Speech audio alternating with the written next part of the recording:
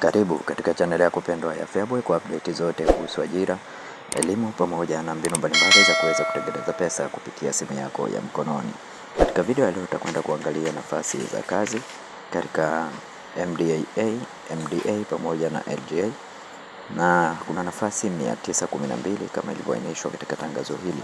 Kuna mwalimu daraja la 3C hisabati mathematics nafasi 179.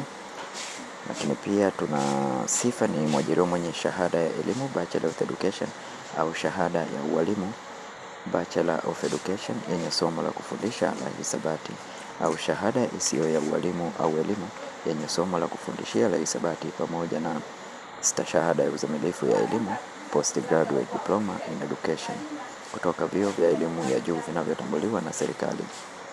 Ngazi ya mshahara ni TGTSD. Mwalimu daraja la 3C fizikia physics nafasi 201.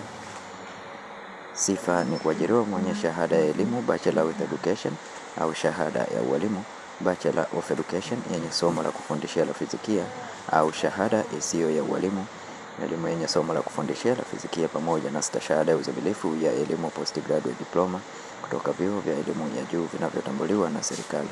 Ngazi ya mshahara ni TGTSD.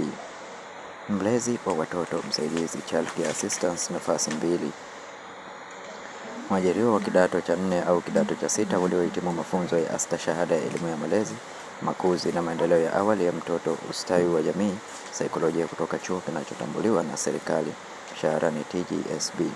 Masharti ya jumla: waombaji wote wawe ni raia wa Tanzania. Waombaji wa nafasi za stashahada wasizidi umri wa miaka 30.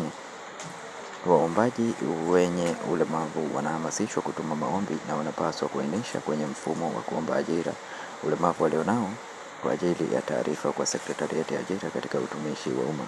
Waombaji wote waambatanishe cheti cha kuzaliwa kilichothibitishwa na mwanasheria au wakili.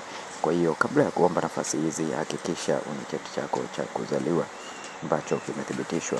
Hakikisha una vyeti vyako halisi, result slip zitaruhusiwa. Na waombaji waliostaafu katika utumishi wa umma hawaruhusiwi kuomba isipokuwa kama wana kibali cha katibu mkuu kiongozi.